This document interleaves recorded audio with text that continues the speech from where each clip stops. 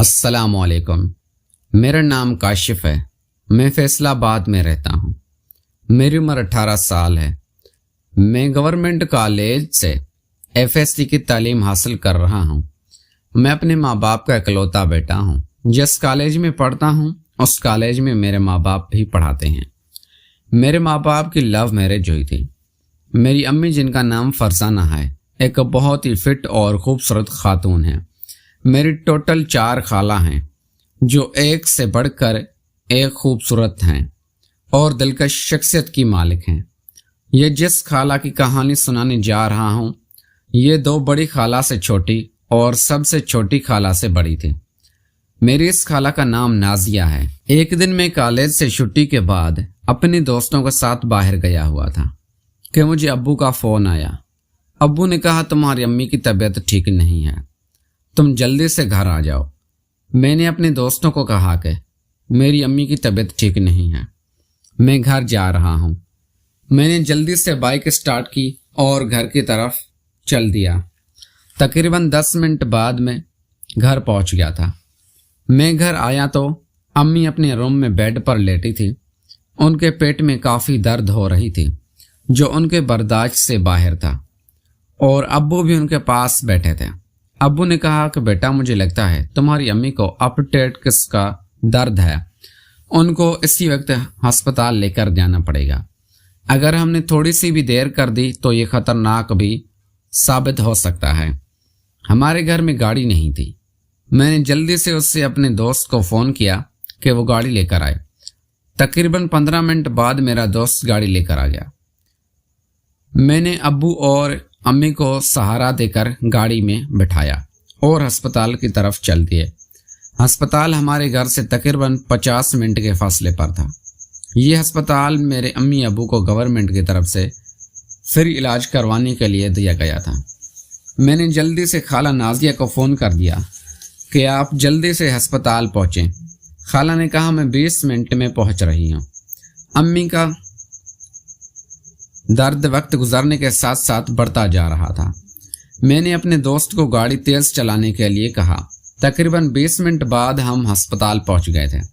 ہسپتال کی ایمرجنسی کے سامنے ہم نے گاڑی روکی اور گارڈ سے میں نے کہا کہ سٹریچر لے کر آؤ۔ 2 منٹ کے اندر اندر سٹریچر لے کر آیا۔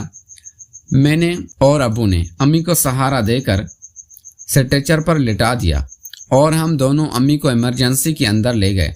ڈاکٹر کو چیک کروایا۔ ڈاکٹر نے کہا کہ اپینڈکس کی درد ہے اور ان کا بھی آپریشن ہوگا۔ ڈاکٹر نے کہا کہ آپ کاؤنٹر سے فارم بنوائیں، ہم آپریشن کی تیاری کرتے ہیں۔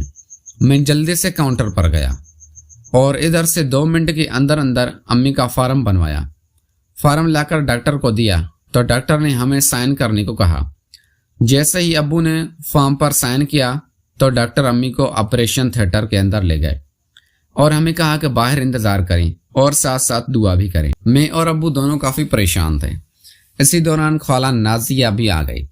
خالہ نازیہ کی عمر اس وقت 22 سال تھی۔ وہ ایک بہت بڑی پرائیویٹ اسکول میں پڑھاتی تھی۔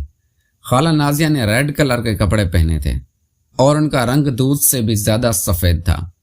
ان کو دیکھتے ہی کوئی بھی ان پر فدا ہو سکتا تھا۔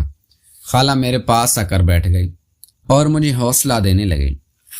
خالہ نے کہا تم فکر نہ کرو، تمہاری امی بہت جلد ٹھیک ہو جائے گی۔ تقریباً ہم آدھا گھنٹہ آپریشن تھیٹر کے باہر بیٹھے انتظار کر رہے تھے۔ آدھے گھنٹے بعد ڈاکٹر آپریشن تھیٹر سے باہر آ گیا۔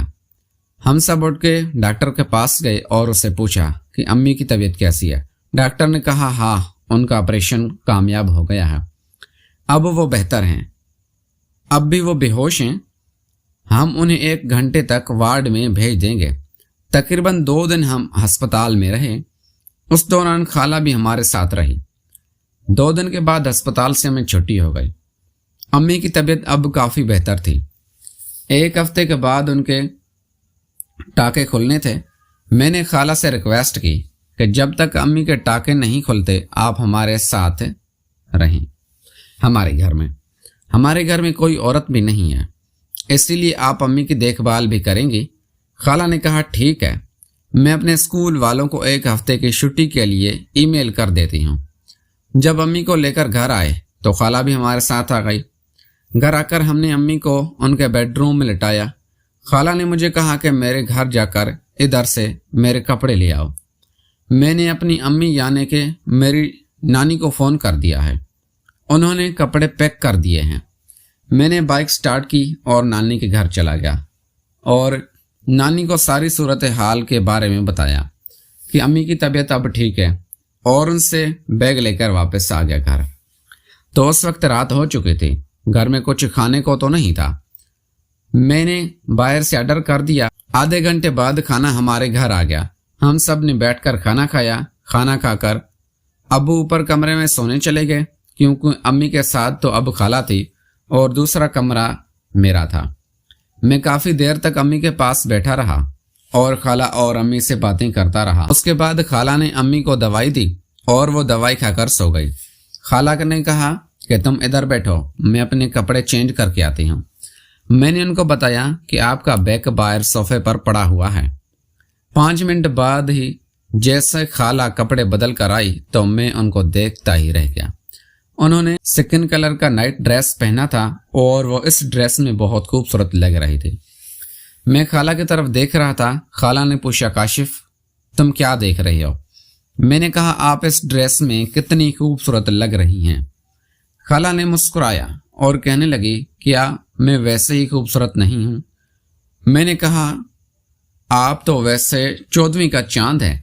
خالہ نے کہا، ادھر زیادہ باتیں نہ کرو، تمہارے کمرے میں چل کر بات کرتے ہیں۔ ہم دونوں میرے کمرے میں آ گئے۔ خالہ نے کہا، اب بتاؤ میں تمہیں 14ویں کا چاند کہاں سے لگتی ہوں؟ میں نے خالہ کو اوپر سے لے کر نیچے تک دیکھا اور کہا، آپ ہر جگہ سے 14ویں کا چاند ہیں۔ خالہ کہنے لگی، اتنے غور سے مت دیکھو، کہیں 14ویں کے چاند کو نظر نہ لگ جائے۔ میں مسکرایا اور میں نے کہا، خالہ میری نظر نہیں لگتی۔ میں نے کہا، نازیہ خالہ آپ اتنی خوبصورت ہیں، آپ کو کسی نے پرپوز نہیں کیا؟ خالہ نے کہا، بہت کرتے ہیں لیکن میں کسی کو گھاس نہیں ڈالتی۔ میں نے کہا، کیوں؟ خالہ نازیہ کہنے لگی، کیونکہ مجھے کوئی تمہارے جیسا نہیں ملا۔ میں نازیہ خالہ کے قریب ہو گیا اور کہا، اگر میں آپ کو پرپوز کروں تو آپ مجھے ہاں کر دیں گی؟ خالہ میرے قریب آئی اور کہنے لگی، تم بھی نہ کرو، میری طرف سے تمہیں ہاں ہے۔ نازیہ خالہ سے آنے والی خوشبو مجھے پاگل کر رہی تھی۔ میں خالہ کے تھوڑے اور قریب ہوا اور ان کے ہونٹوں پر کام کرنا شروع کر دیا۔ خالہ کو ایک جھٹکا لگا اور انہوں نے مجھے پیچھے کر دیا۔ نازیہ خالہ کہنے لگی، اور میں نے کہا، میں آپ کو پرپوز کر رہا ہوں اور آپ ہی تو کہا تھا کہ اگر تم پرپوز بھی نہ کرو تو میری طرف سے ہاں ہے۔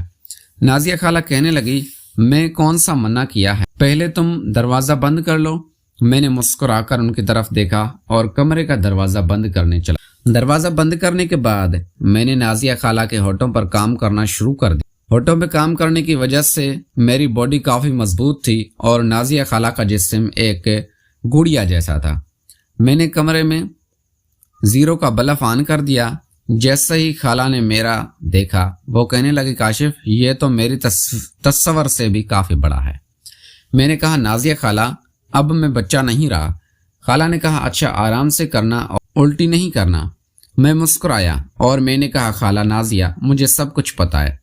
خالہ کہنے لگی، مجھے لگتا ہے تم پہلے سے ہی تیاری کر کے بیٹھے تھے۔ تقریباً 2 گھنٹے ہم لوگ کام کرتے رہے۔ پہلے تو خالہ کو گھر کا کام کرتے ہوئے بہت تکلیف ہوئی، لیکن بعد میں